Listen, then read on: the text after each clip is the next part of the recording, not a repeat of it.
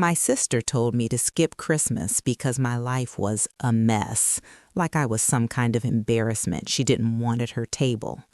I believed her. I stayed quiet. But 3 weeks later, the man she was secretly building a future with walked into my office, shook my hand, and unknowingly exposed a lie that had been growing for years. That was the moment I realized Christmas wasn't what I'd lost. Trust was. Before I begin, if you've ever lived through betrayal like this or been judged by the people who are supposed to love you most, please leave a comment, and subscribe to my YouTube channel. The first thing I remember about that December morning was the sound of the office heater clicking on and off, like it couldn't decide whether to work or give up. I was sitting at my desk early, coffee untouched, staring at my inbox while the city outside my window slowly woke up. Christmas decorations hung half-heartedly along the street below, strings of lights blinking even though the sun was already climbing. I hadn't put up a single decoration at home that year. It felt dishonest to pretend things were festive when everything inside me felt unfinished. My phone buzzed just after 8. My sister, Marianne.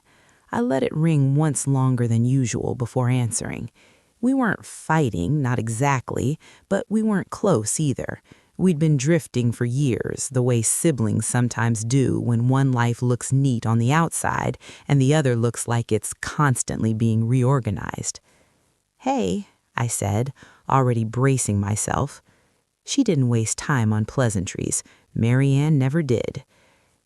"I've been thinking about Christmas," she said, her voice clipped but polished, like she was delivering feedback at work. "And I think it might be best if you skip it this year." I blinked, my fingers tightening around the phone. Skip it?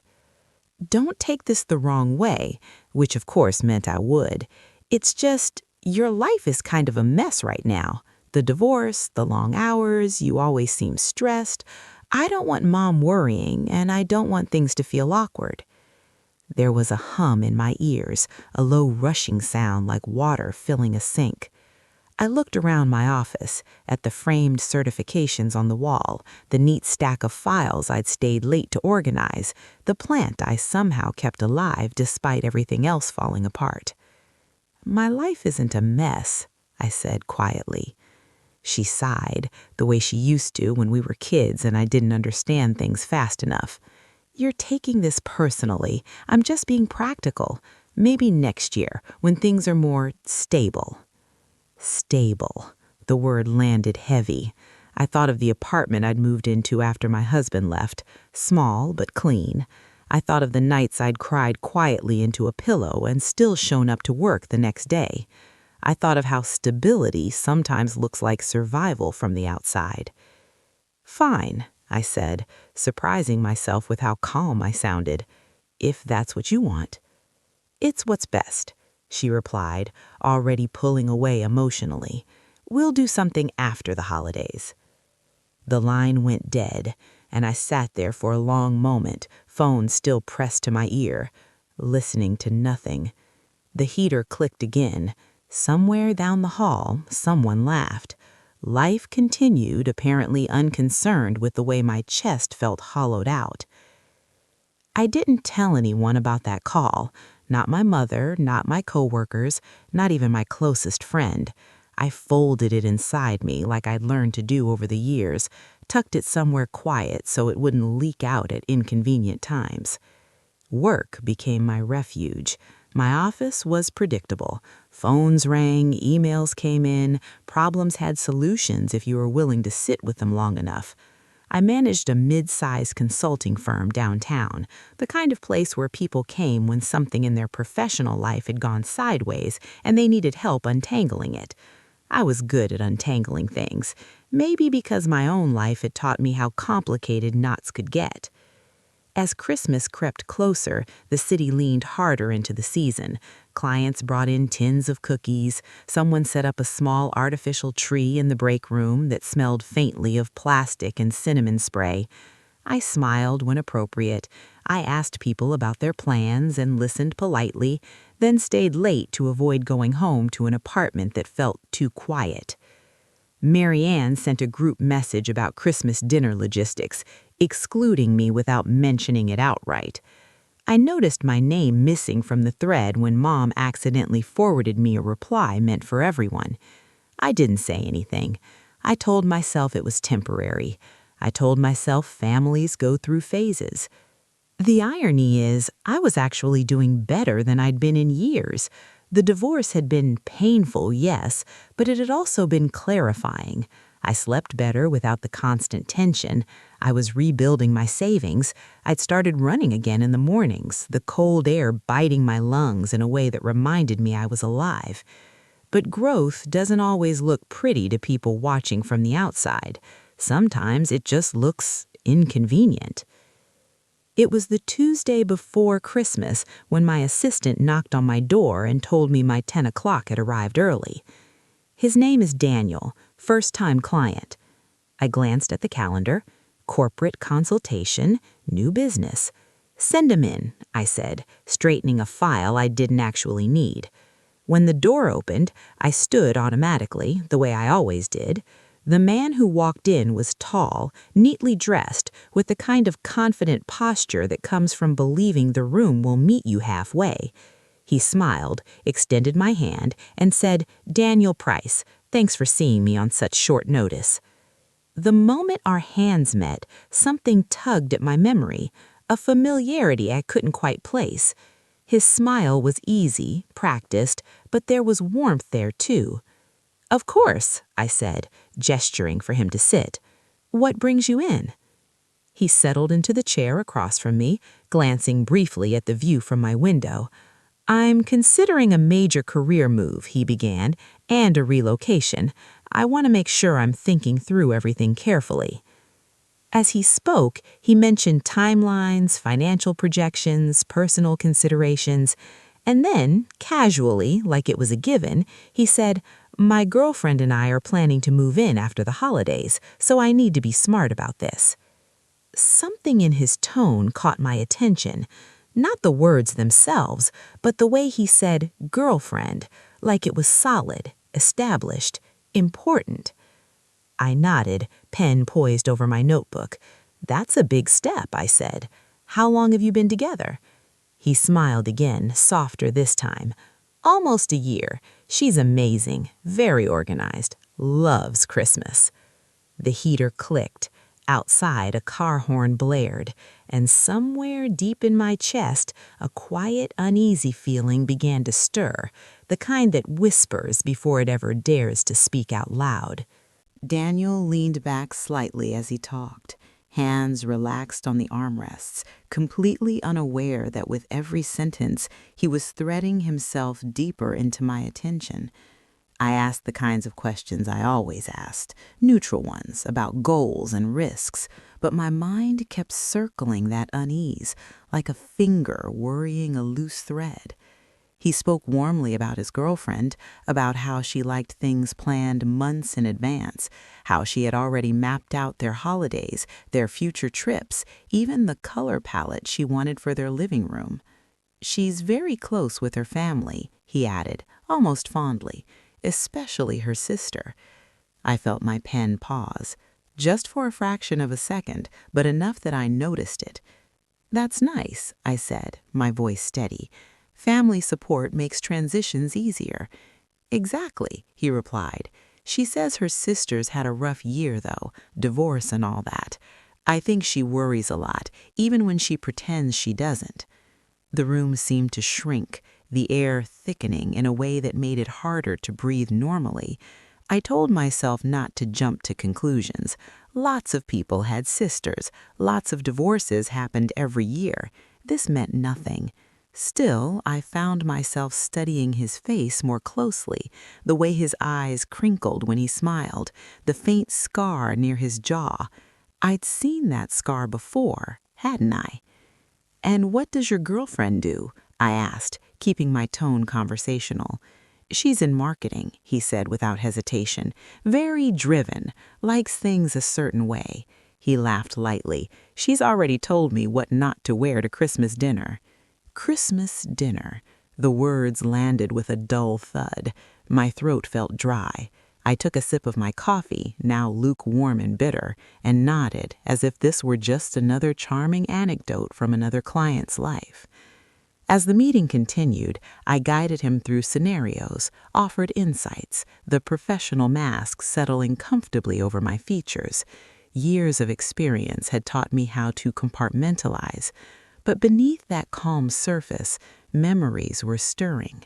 Marianne correcting my posture at family gatherings, Marianne deciding seating arrangements, Marianne telling me gently but firmly to stay away this Christmas because my life was a mess.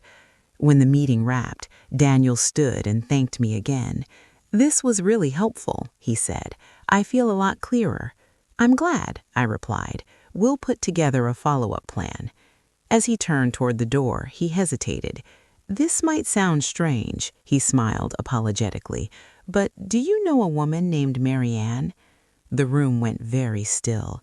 Even the heater seemed to pause, as if it too were waiting.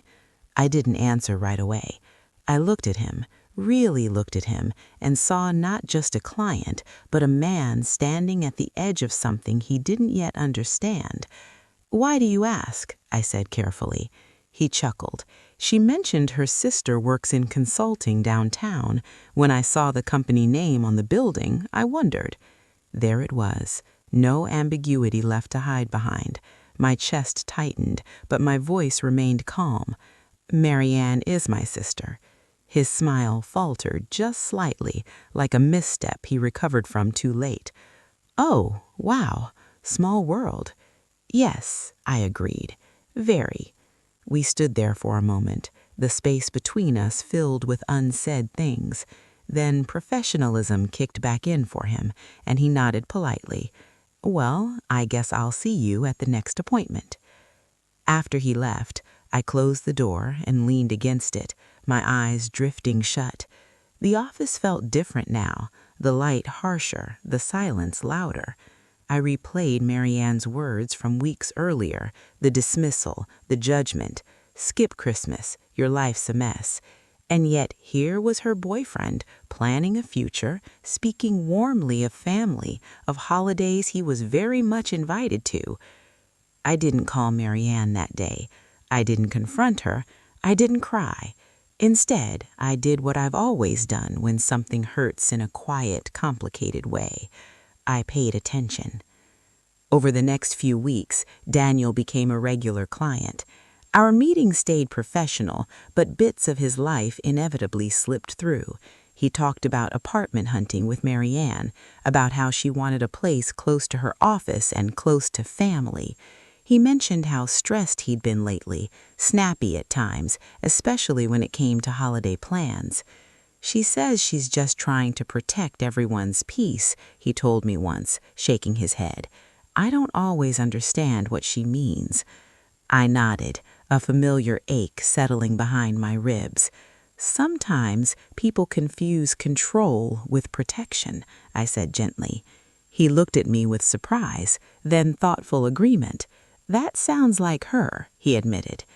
The more he spoke, the clearer it became.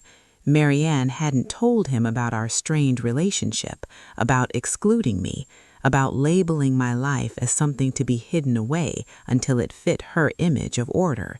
To him, I was an abstract concept, a sister who struggled, someone best discussed vaguely and from a distance. Christmas came and went quietly for me. I cooked a small meal for myself, lit a candle, watched snow fall outside my window. I didn't feel angry so much as resolved. There's a particular calm that comes when you stop begging to be seen and start seeing clearly instead. In early January, Daniel came in looking unsettled. He sat down heavily and ran his hair through his hair. "Can I ask you something personal?" he said. I considered him for a moment. "As long as it doesn't compromise our work," I replied.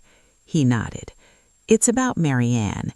I feel like there's a part of her life she keeps locked away, and I don't know if I'm supposed to knock or stay out." I folded my hands on the desk, choosing my words carefully. What makes you feel that way? He exhaled. He avoids talking about you, changes the subject. I mentioned meeting you, and she got tense, defensive. He hesitated. I just want honesty. I met his gaze, steady and unflinching.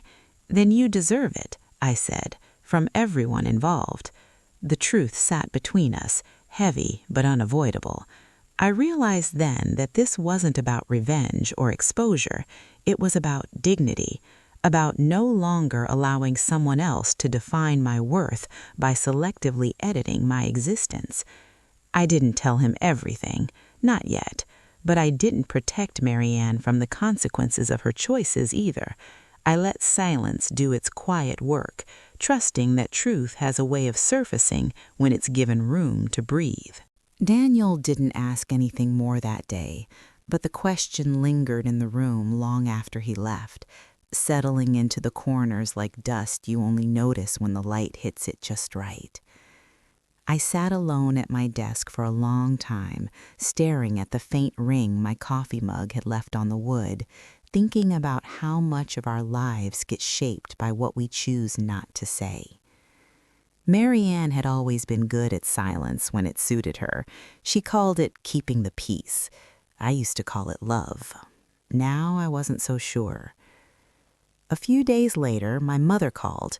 Her voice sounded tired in a way that had nothing to do with age. "Your sister tells me you've been distant," she said carefully, like she was stepping across thin ice. I closed my eyes. "She asked me not to come for Christmas," I said. There was a pause. "She said you were busy."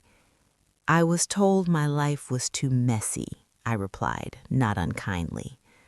Mom sighed, long and quiet. "She worries," she said, defaulting to the explanation she'd used for Marianne our entire lives. "She thinks she knows what's best." "I know," I said, and I did. That was the hardest part. Marianne had been carrying that role since we were girls, deciding who fit where, who needed fixing, who might disrupt the picture. I had let her because it was easier than fighting for space I wasn't sure I deserved. That night, I dreamed of our childhood home. The dining table was set, chairs perfectly aligned, but my seat was missing. No one noticed. They just kept eating. I woke with my heart racing, the echo of that dream clinging to me like fog. The following week, Daniel canceled his appointment last minute. The email was polite but brief. "Something came up. We'll reschedule." 2 days passed, then 3. When he finally returned, he looked different, not disheveled, but rearranged, like someone who'd shifted a heavy piece of furniture in their mind and was still getting used to the new layout. "He told me," he said after we sat down, not bothering with small talk. I waited. "About Christmas, about telling you not to come." His jaw tightened. "She said she was protecting you, that she didn't want people asking questions." "And what did you think?" I asked. He rubbed his hands together, a nervous habit I'd started to recognize. "I thought it was cruel," he said quietly, "and unnecessary." The words landed gently but firmly. I felt something loosen inside me, a knot I hadn't realized I was still carrying. "She doesn't see it that way," he continued. "She says you're sensitive, that you take things too personally." I smiled, small and sad. "That's one way to describe someone who notices when they're being pushed out," I said. He looked at me then, really looked, and I could see the conflict in his eyes. Love doesn't blind you all at once. It does it in stages, and sometimes clarity sneaks in through the cracks. I asked her why she never told me the full story, why she kept you vague. She said you wouldn't understand. I leaned back in my chair, folding my arms loosely. Marianne believes understanding is something she grants, not something people arrive at on their own. Silence stretched between us, not uncomfortable, just honest. Outside, a winter rain tapped softly against the window, blurring the city into watercolor shapes. "I don't want to choose sides," Daniel said finally. "You don't have to," I replied. "You just have to choose truth." That was the moment something shifted, not dramatically, no raised voices, no slammed doors, just a quiet recalibration. He nodded slowly, like someone accepting a responsibility he could no longer ignore. Later that evening, my phone rang. Mary Ann's name flashed across the screen. I almost didn't answer, but I did. "So," she said without greeting, "you've been talking to Daniel." I held the phone away for a second, taking a breath. "He's my client and your boyfriend. You didn't have to get involved." "I didn't," I replied evenly. "You did, when you decided parts of my life were inconvenient." There was a sharp inhale on the other end. "I was trying to protect our family." "From what?" I asked. "From reality?" Her voice wavered then, just a little. "You don't get it. People judge." "They already do," I said softly. "The difference is, I'm not ashamed." The line went quiet. For a moment, I wondered if she'd hung up. Then she spoke, her tone brittle. "You always make things harder than they need to be." I closed my eyes. "No, Mary Ann, I just stopped making them easier for you." We ended the call without resolution, but something had been said that couldn't be taken back. And for the first time, I didn't feel the urge to smooth it over. In the days that followed, Daniel postponed their move. He didn't tell me directly why, but I could read between the lines. Truth, once introduced, doesn't stay confined to one conversation. It travels, it asks questions, it demands answers. I found myself thinking less about what I'd lost and more about what I was gaining. Clarity, self-respect, a sense of steadiness that didn't rely on anyone else's approval. One afternoon, as I was locking up the office, I caught my reflection in the darkened window. I looked tired, yes, but also grounded, like someone who had finally stepped fully into her own life instead of waiting for permission. The weeks after that felt strangely quiet. Not because nothing was happening, but because so much of it was happening beneath the surface. Mary Ann stopped calling. Daniel kept his appointments, but spoke less about the future and more about the present, about what it felt like to sit with discomfort instead of rushing to fix it. I recognize that phase. It's the moment when denial loosens its grip, but acceptance hasn't quite stepped in yet. One evening, my mother showed up at my apartment unannounced. I opened the door to find her standing there with a grocery bag in one hand and worry written across her face. She smelled faintly of lavender soap and cold air. "I made soup," she said, as if that explained everything. I stepped aside and let her in. She set the bag down on the counter, glancing around my small kitchen, taking in the clean lines, the quiet order. "You're doing okay," she said, more to herself than to me. "I am," I replied. She stirred the soup on the stove even though it didn't need stirring. "Your sister is upset," she said eventually. I leaned against the counter, watching her hands. "I know." "She feels judged," Mom continued. I met her eyes. "So do I." That stopped her. She turned fully toward me then, really seeing me. "Why didn't you tell me?" "Because I didn't want to put you in the middle," I said, "and because I'm tired of explaining my worth." Her shoulders sagged. "I never meant for you to feel less than," she whispered. "I know," I said gently, "but intentions don't erase impact." She nodded slowly, the truth settling in. That night, we ate soup together in quiet companionship. No solutions were offered, no sides were taken. And somehow, that felt like progress. At work, things shifted too. Daniel came in one afternoon with a decision made. He sat down, exhaled, and said, I'm not moving yet. I waited. I need to understand whom I'm building a life with, not just the version she presents. That's fair, I replied. She thinks you turned me against her, he added, almost apologetically. I smiled sadly. I didn't say anything that wasn't already there. He nodded.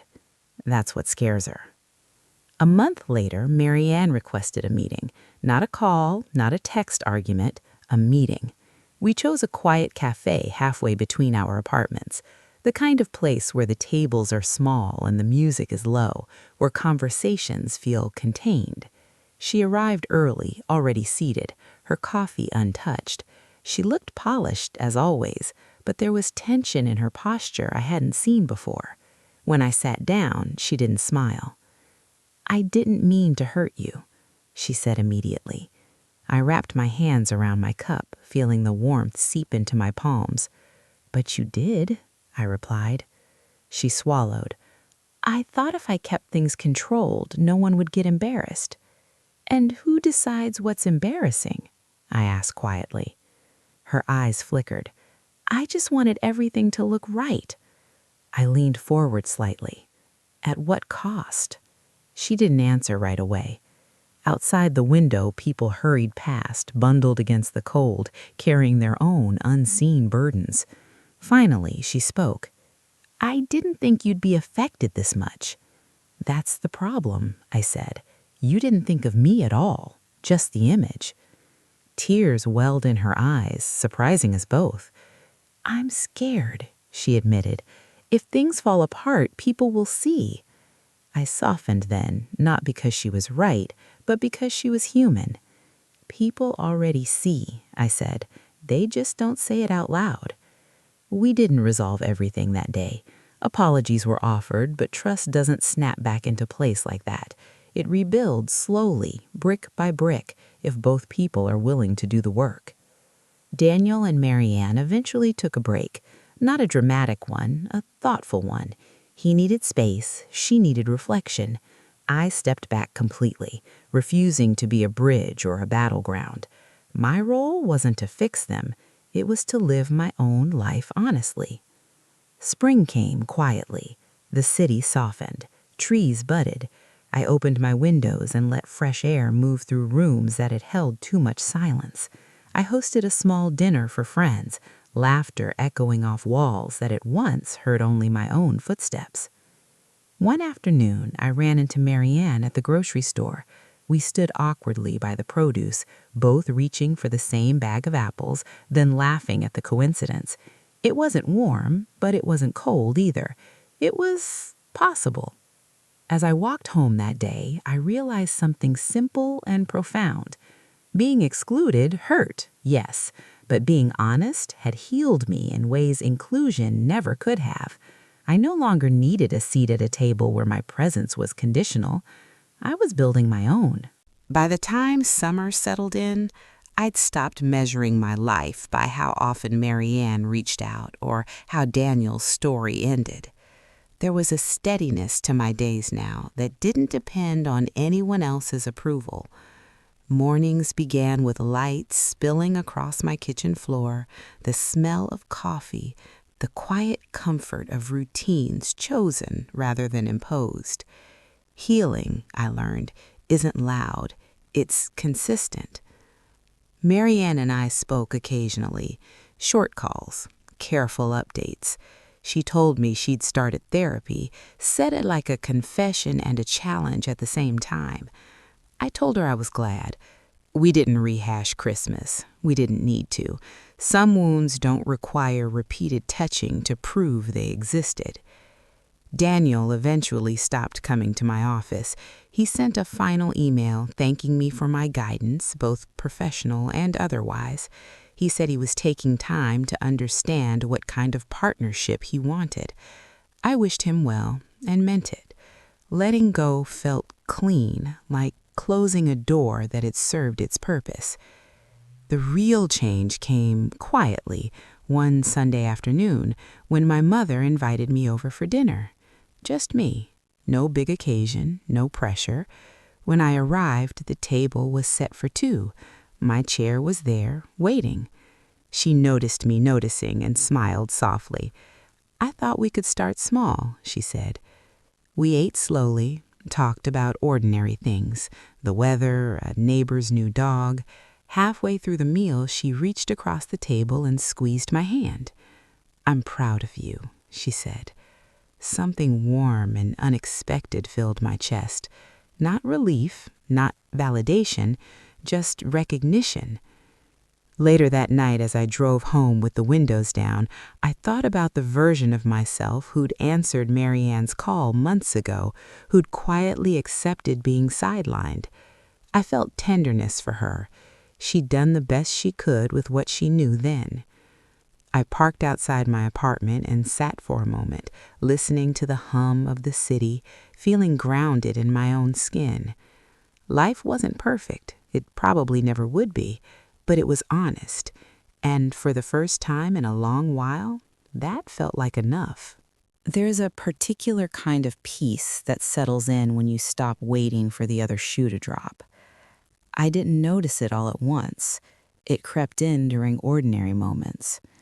Folding laundry on a Wednesday night, walking home with a bag of groceries, the sun low and gold between buildings, sitting in my office after everyone else had left, not because I was avoiding something, but because I genuinely liked the quiet. Marianne called one evening in late August. I almost didn't recognize her tone at first. It was softer, less rehearsed. "I just wanted to tell you," she said. "Daniel and I officially ended things." "I'm sorry," I replied, and I meant it, even though I wasn't surprised. She hesitated. "I think I expected him to choose me, the way I am, without questions." "And when he didn't?" I asked gently. She exhaled. "I realized how much of my life is built around managing how things look instead of how they feel." I leaned back against my couch, phone warm against my ear. "That's a hard realization," I said. "I know I hurt you," she added quietly. "I didn't think excluding you would matter. I was wrong." The apology wasn't perfect. It didn't undo Christmas, but it was real, and that mattered more.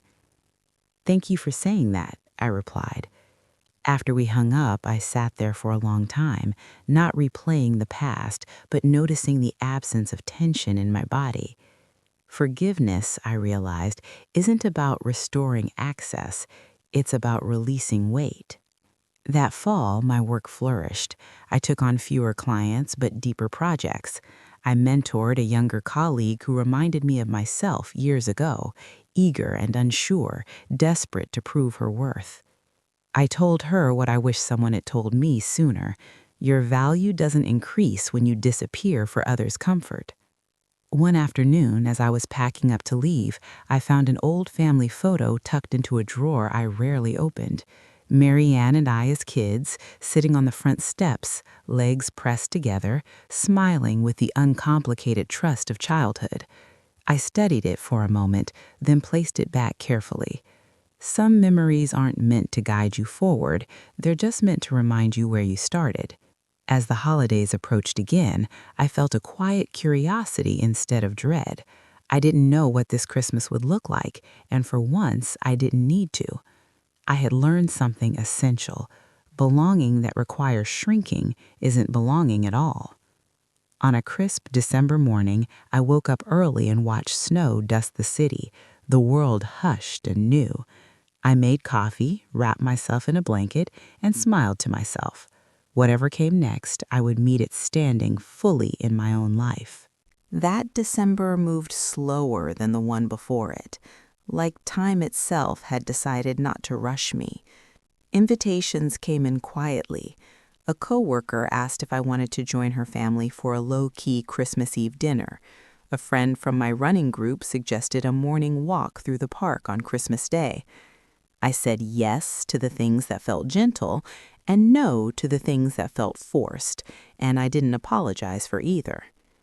Marianne reached out again a week before Christmas. This time she didn't call, she sent a message. It was long, thoughtful, and imperfect. She wrote about therapy sessions that left her exhausted, about realizing how often she equated control with love, about how afraid she'd been that if things looked broken, people would see her as broken too. At the end, she wrote, "I don't know how to fix what I did. I just know I don't want to keep doing it." I read it twice. Then I set the phone down and stared out the window, watching a delivery truck struggle to park on the icy street. I didn't rush to respond. Growth deserves space. When I finally wrote back, it was simple. I said I appreciated her honesty. I said I wasn't ready to pretend nothing had happened. And I said I was open to seeing what rebuilding could look like, slowly, without expectations. She replied almost immediately, "Thank you for not shutting the door." I realized then how often I'd been the one holding doors open for people who weren't willing to step through with care. This time felt different, not healed, but honest. On Christmas Day, I walked through the park with my friend just after sunrise. Snow crunched under our boots. The air was sharp and clean, each breath visible. We didn't talk much. We didn't need to. There's a certain kind of companionship that doesn't ask you to perform happiness. It just lets you exist. Later that afternoon, my phone rang.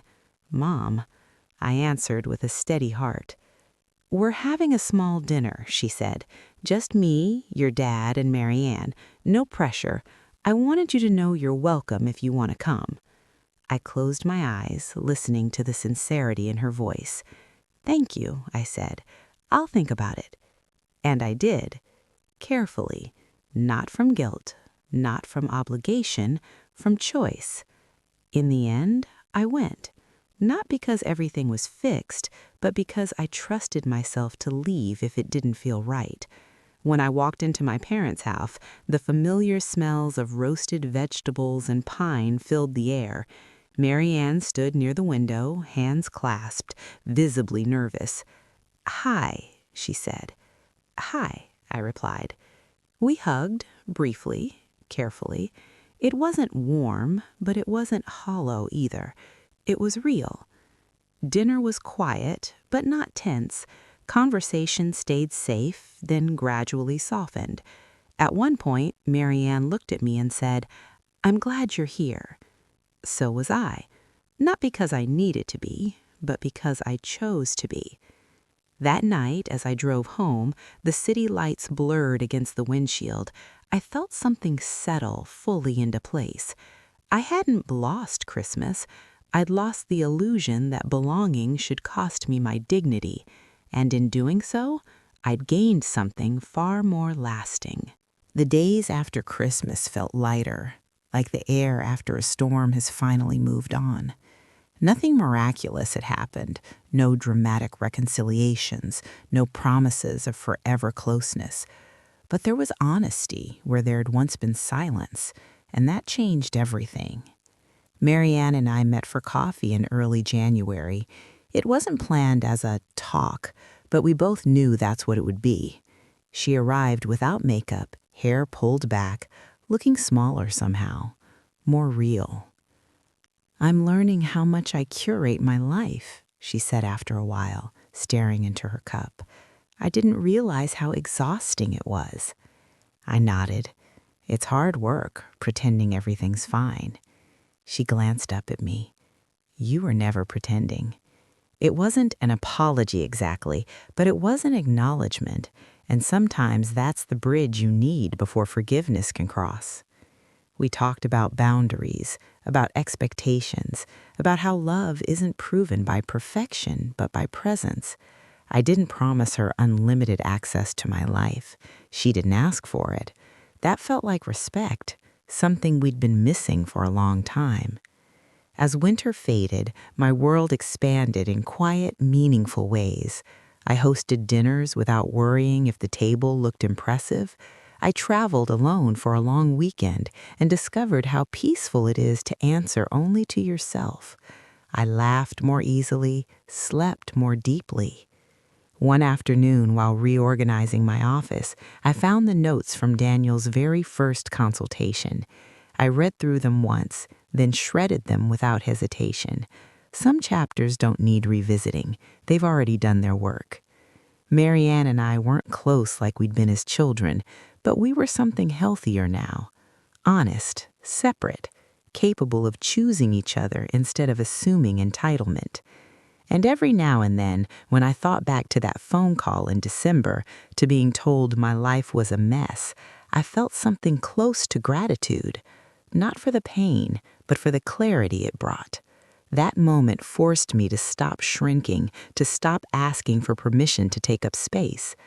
I learned that people who measure your worth by appearances will always find something to edit out, and that the most powerful thing you can do is live so fully and truthfully that there's nothing left to hide. By the time another year settled into itself, I no longer flinched when my phone rang or when family plans came up in conversation. I'd stopped bracing for impact. Life had taught me how to absorb disappointment, but it had also taught me how to stand upright afterward, how to remain myself without hardening. That balance took time. It was earned slowly through small decisions made every day.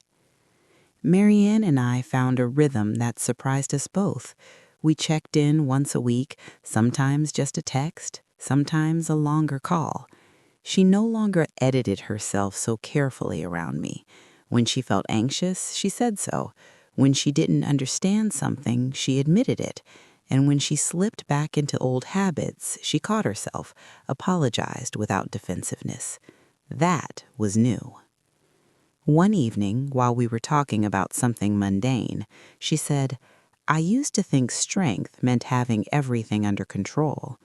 "And now?" I asked. She laughed softly. "Now I think it means letting people see when you don't." I smiled, not because she'd finally arrived at wisdom, but because she was walking toward it on her own. My parents noticed the change too. Family gatherings became smaller, quieter, more intentional. No one performed happiness anymore. We sat together without agendas, without the unspoken scorekeeping that used to hover over everything. It wasn't perfect, but it was human. At work, I was invited to speak at a small professional conference. Standing at the podium, looking out at a room full of people who didn't know my story, I talked about resilience, about how setbacks don't define failure, about how clarity often comes disguised as loss. I didn't mention my sister or Christmas or betrayal. I didn't need to. The truth was woven into me now, steady and unshakable. Afterward, a woman approached me, eyes bright with recognition. "It sounded like you were talking about family," she said gently. "I was," I replied. She nodded. "Thank you. I needed that." That night, walking home under streetlights that flickered on one by one, I felt a deep sense of alignment, the kind that comes when your inner life and outer life finally match. I thought about how easily I might have internalized Marianne's judgment, how close I'd come to believing that my worth depended on appearing tidy and intact. Instead, I'd learned something far more enduring, that dignity isn't something others grant you, it's something you decide to keep. That love without honesty is just politeness, and that sometimes the moment you're pushed out is the moment you finally step into yourself. When I reached my apartment, I paused before going inside, looking up at the quiet sky. I wasn't angry anymore. I wasn't waiting for apologies or proof. I was simply at peace. The last shift didn't arrive with fanfare. It came the way most lasting changes do, quietly, almost unnoticed, until one day you realize you're standing somewhere new. It happened the afternoon Marianne invited me to her apartment for tea. Not a holiday, not a family obligation, just tea. Her place looked different from how I remembered it. less staged, a throw blanket draped casually over the couch instead of folded precisely, books stacked unevenly on the coffee table, a plant wilting slightly in the corner, unapologetically alive and imperfect. "I stopped trying to make everything look right," she said, following my gaze. "Turns out no one was grading me." I smiled. "That's a hard lesson to learn." She nodded, pouring tea carefully, hands steady but unguarded. "I think I was afraid if I let things fall apart, I'd lose people." She looked at me then. "But I lost you by trying to keep things perfect." The honesty in her voice was unvarnished. No defense, no justification, just truth. And in that moment, I felt the last of the old resentment loosen its grip. "I'm still here," I said, "just not the way I used to be." She exhaled like she'd been holding that breath for months. As I walked home later, the sun low and warm against my back, I thought about how different that felt from the Christmas she'd asked me to skip. Back then, I'd gone home questioning myself. Now I moved through the world certain of who I was. Not because my life was flawless, but because it was mine. That's what the whole thing taught me, that when someone tells you your life is a mess, what they're really saying is that it doesn't fit their story. And that's okay. You don't exist to be edited into someone else's narrative. You exist to live fully, honestly, and with dignity, whether or not anyone is watching. I unlocked my door, stepped inside, and felt a deep, settled calm. Nothing needed proving anymore. Nothing needed hiding. I had learned how to belong to myself first. As this story comes to a close, I want to slow down with you for a moment, not to explain what happened, not to justify anyone's choices, but to sit with what it felt like. Because if you've stayed until now, it's probably not just because of the story itself. It's because somewhere along the way, something in it sounded familiar. Maybe you've been the one quietly pushed aside, the one labeled too much, too complicated, or not together enough to be included. Maybe you were told, directly or indirectly, that your struggles made other people uncomfortable, and instead of fighting back, you swallowed it. You stayed polite. You stayed quiet. You told yourself it wasn't worth making a scene. That kind of silence is heavy. It doesn't scream, it settles. It shows up in the way you second-guess yourself, the way you rehearse conversations before having them, the way you wonder if you're asking for too much when all you want is basic respect. What hurts most in moments like that isn't the exclusion itself. It's the realization that the people who know your story best are the ones deciding it's inconvenient, that the same hands that once held yours are now gently guiding you out of the frame so the picture looks better without you. And here's the hard truth we don't say often enough. Sometimes family doesn't hurt us because they're cruel. They hurt us because they're afraid. Afraid of judgment, afraid of chaos, afraid that if your life looks broken, it might reflect something uncomfortable about their own. So they manage, they curate, they decide who fits and who needs to wait until they're more presentable. But growth doesn't happen on a clean schedule. Healing doesn't come wrapped and ready for display. Real life is messy, uneven, and often invisible to people who only value what photographs well. If someone ever made you feel like you needed to disappear until you were better, I want you to hear this clearly. You were never the problem. You were just in a season they didn't know how to sit with. One of the quiet lessons in this story is that dignity doesn't announce itself. It doesn't slam doors or raise its voice. Sometimes dignity looks like staying calm when you've been deeply hurt. Sometimes it looks like refusing to explain yourself one more time. And sometimes it looks like letting the truth reveal itself without rushing to control how it lands. Choosing dignity over revenge doesn't mean you're weak. It means you trust that who you are doesn't need theatrics to be validated. It means you understand that the most powerful response isn't always confrontation, it's clarity. Another truth worth sitting with is this: forgiveness doesn't mean access. You can forgive someone and still change how close they're allowed to stand. You can understand their fear and still refuse to carry the consequences of it. Forgiveness is not about restoring the old dynamic, it's about releasing yourself from carrying bitterness into your future. There's a kind of grief that comes when you realize the relationship you wanted may never exist in the way you imagined. But there's also freedom in that realization, because once you stop chasing a version of love that requires you to shrink, you finally have room to grow into yourself.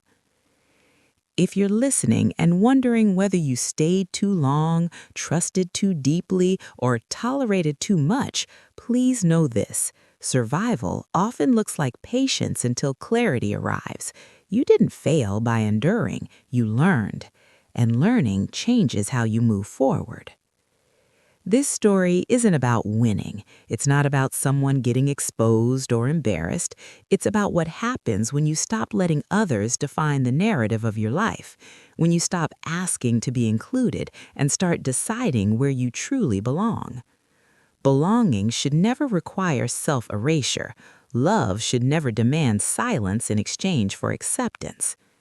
If there's one question I hope you take with you tonight, it's this: where in your life are you still editing yourself to keep the peace? Where are you staying quiet so others don't have to feel uncomfortable? And if you're brave enough to ask that question, maybe you're already closer to healing than you think. You don't need permission to take up space. You don't need approval to be worthy. And you don't need to wait until your life looks perfect to deserve warmth, connection, and respect. Sometimes the moment you're asked to step aside is the moment you finally step forward into your own truth, your own strength, your own quiet, unshakable peace. And if this story spoke to you, if it mirrored something you've lived through or something you're still carrying, know this: you are not alone. Your story matters, and your healing does too.